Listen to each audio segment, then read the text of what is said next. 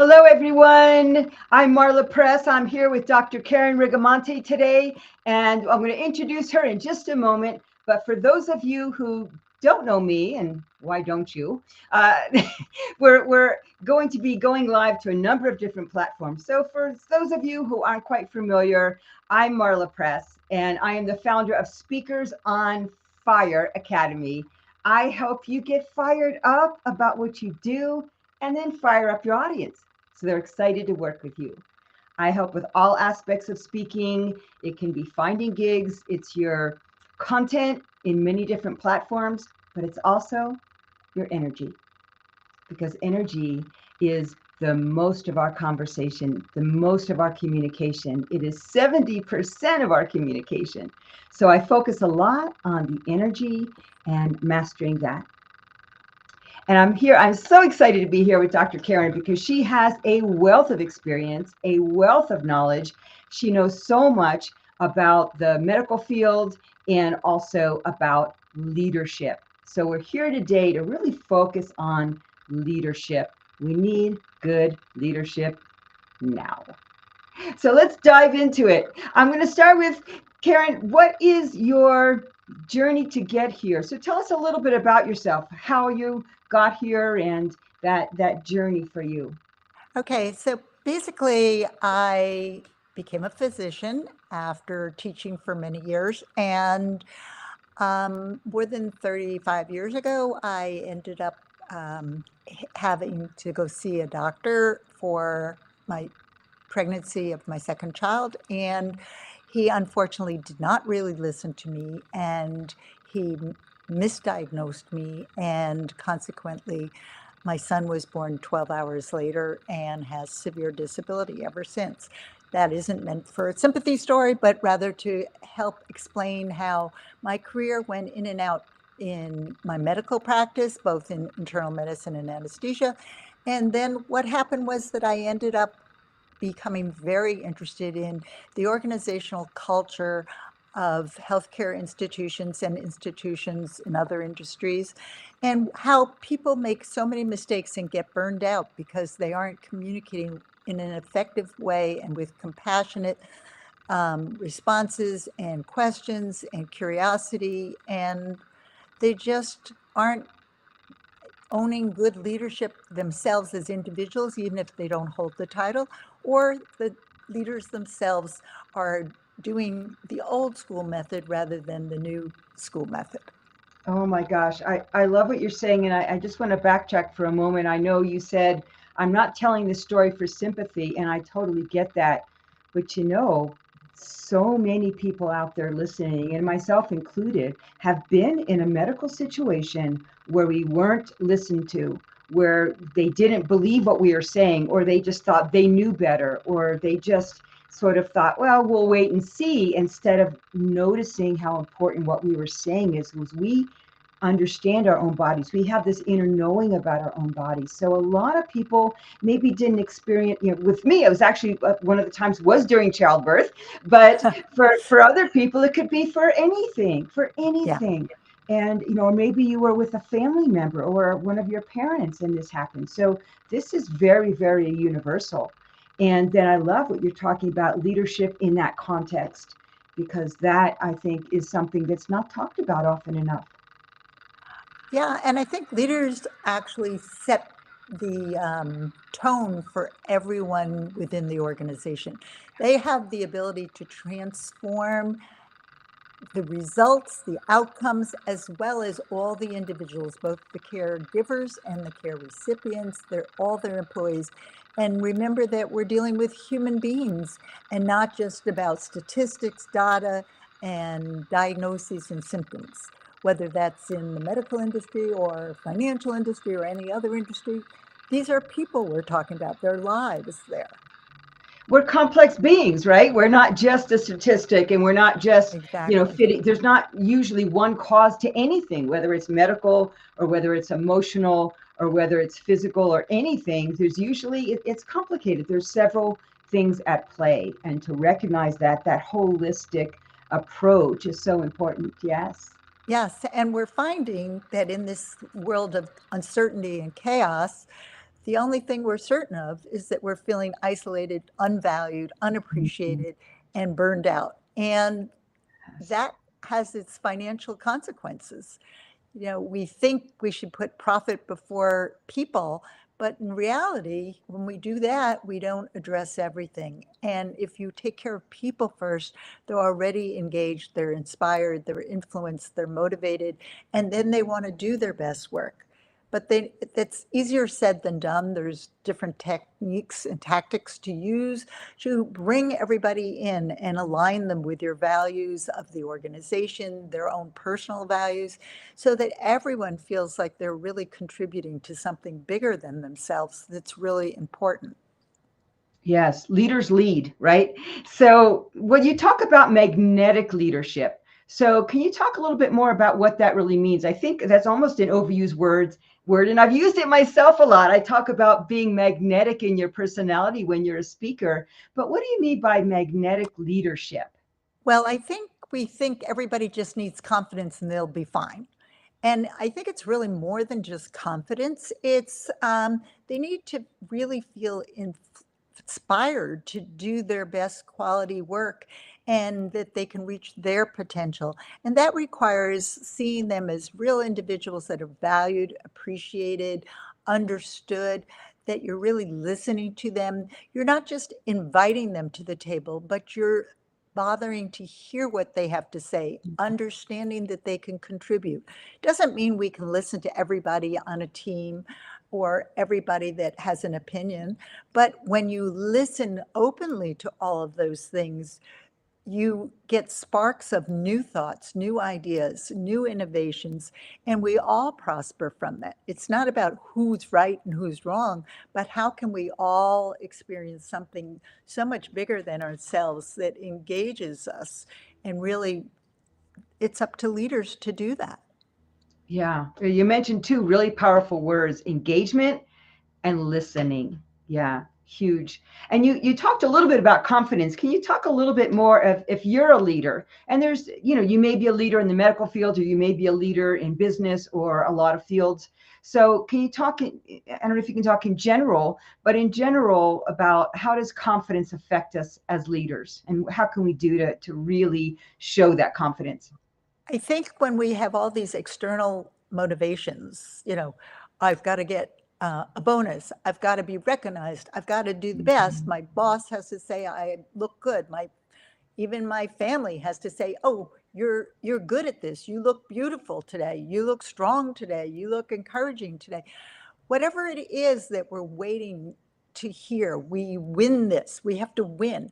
But we don't have to win over someone. We have to win by being better than we were yesterday, our personal self.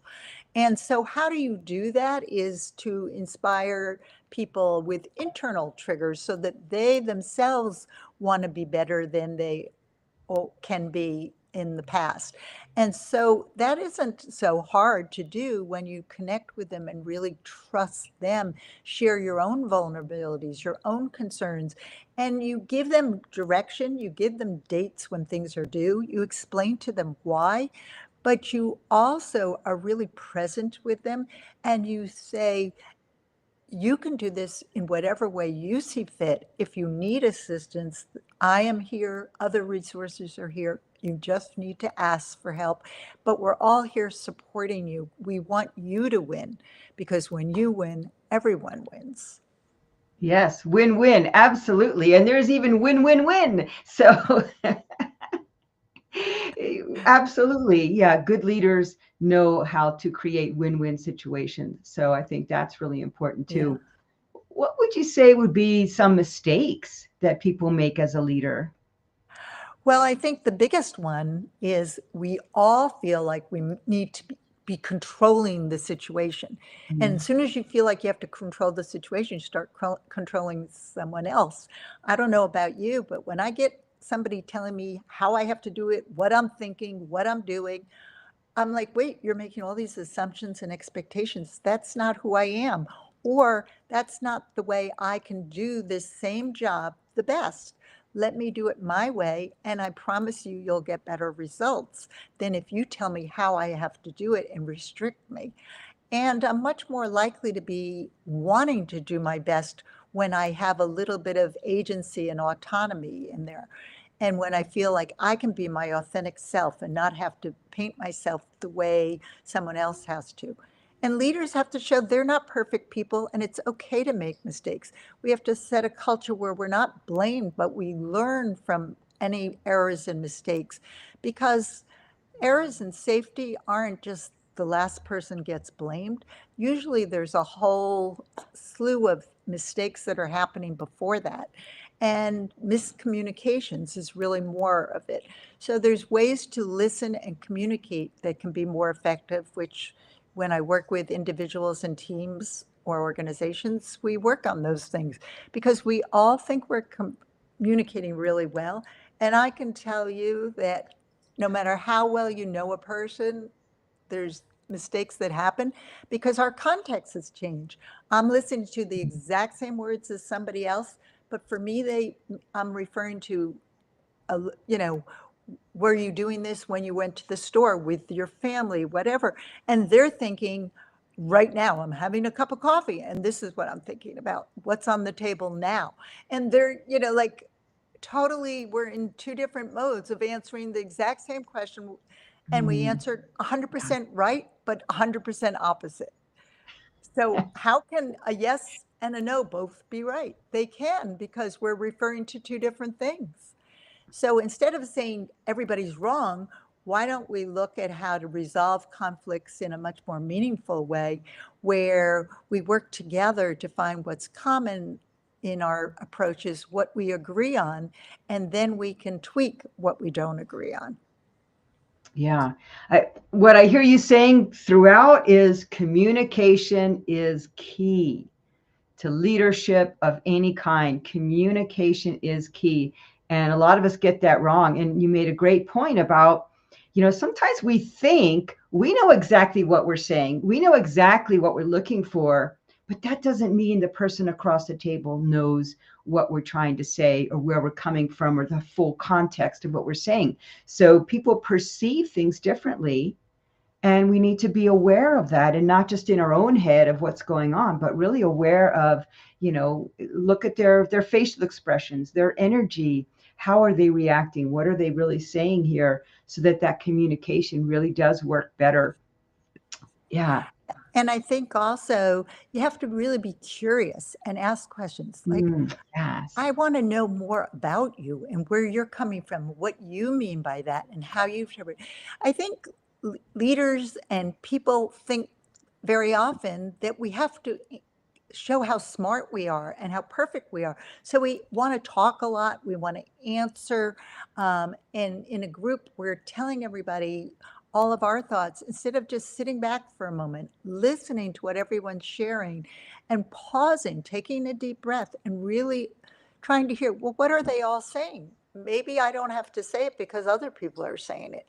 Or maybe what they're saying, I'm so busy reacting to what I think should be said instead of responding to what they're saying and really listening carefully and with all ears on deck, so to speak. And it's Yeah. very important, exactly. My son, who's got major disabilities, when I say, are you listening? He goes, yes. And it's kind of funny because he's been taught that. It's a little bit rote, but he knows that means we listen with our ears, not talking. Yes, I love that.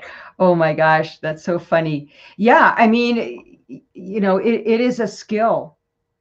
And I love that you brought up too about asking questions, because there's this connotation around asking questions that people think that means, I'm the weak one or I don't know my stuff. But asking questions is powerful.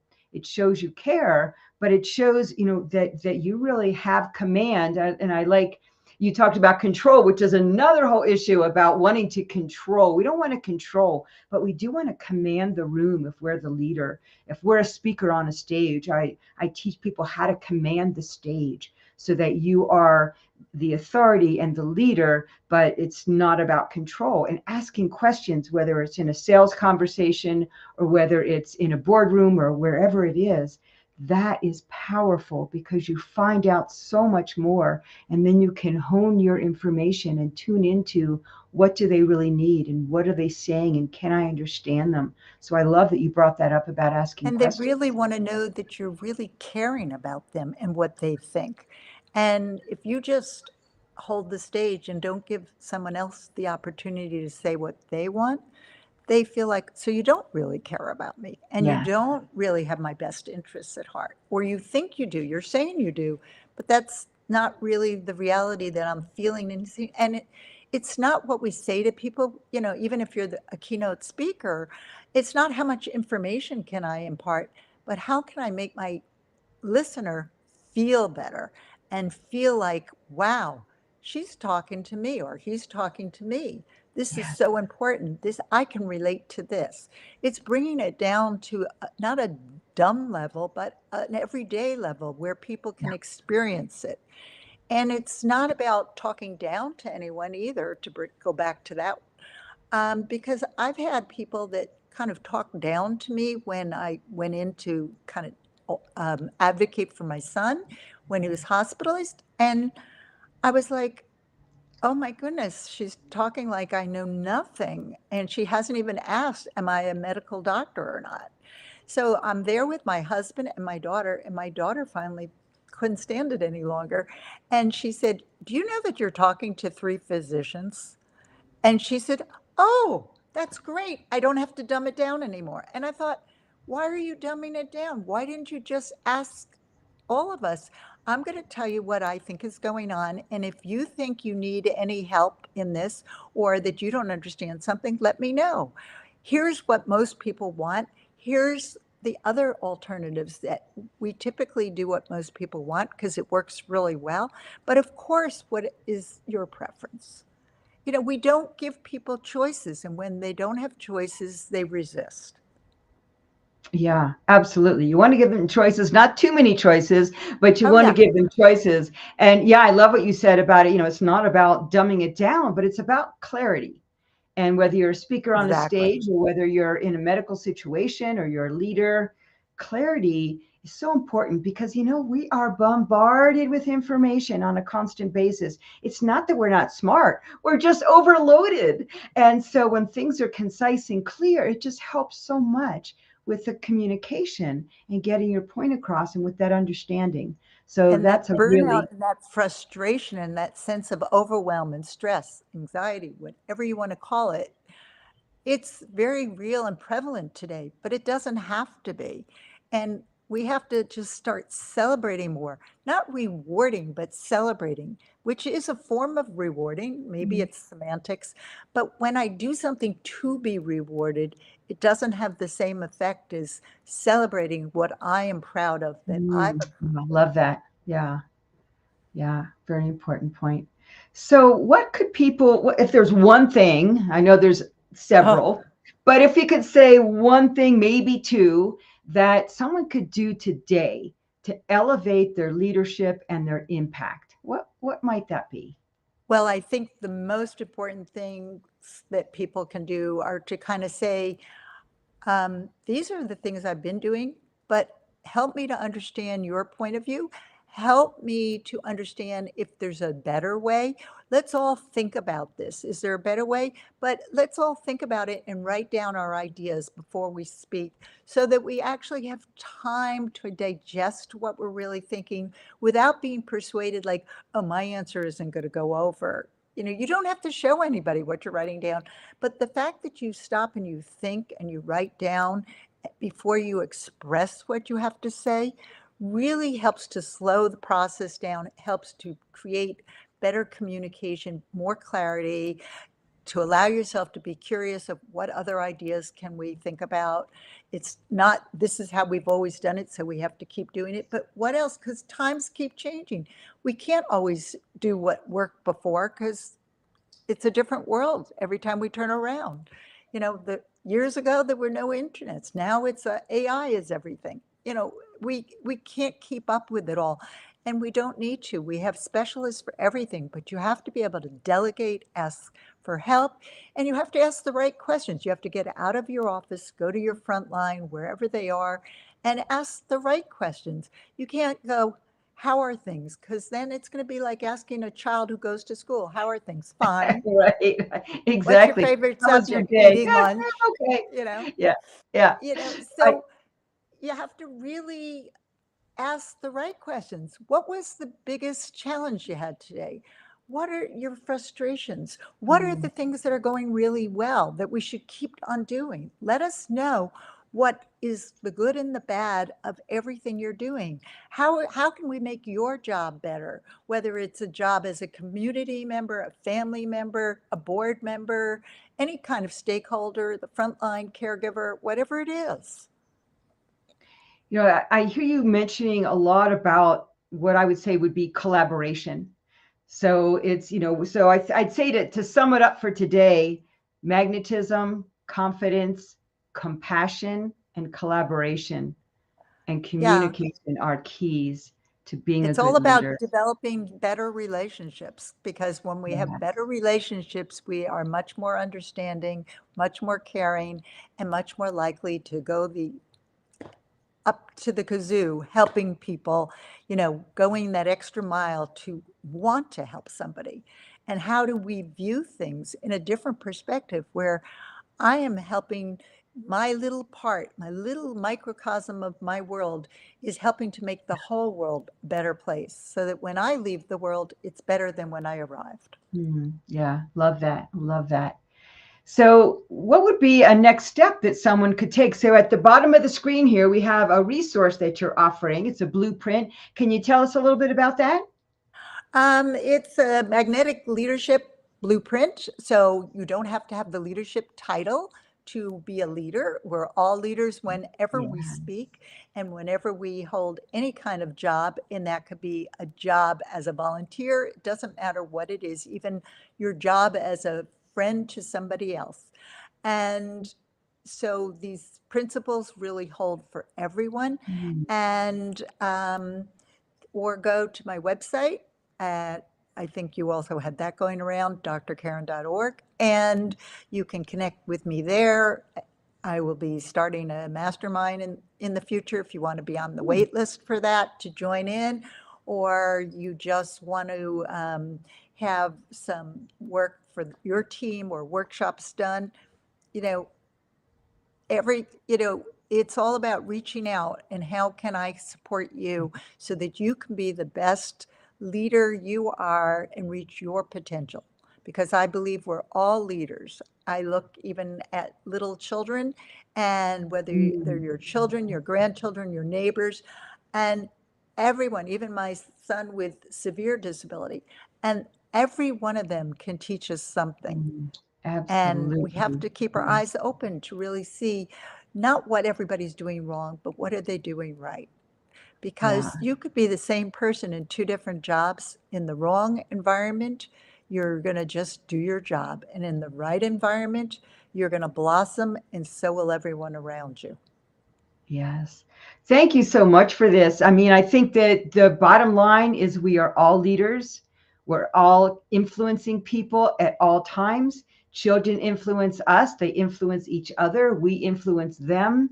And no matter what your role is or how you see yourself, you are a leader and you can become an even greater leader. So get the blueprint. Check that Yeah. out. Definitely copy that resource down there. That would be awesome. Connect with Dr. Karen. She has a wealth of knowledge about so many things. We just touched the surface today. Oh, So, for sure. But we can yes, do our part to get rid of all this overwhelm and burnout and stress and have greater well being for everyone, better relationships, and yes, safer that's outcomes. that's what it's all about. So thank you so much for joining us today, Dr. Karen, and we look forward to seeing you next time. So until then, everyone, be a leader you were Bye. meant to Thank you be. so much, Marla. It's been a pleasure.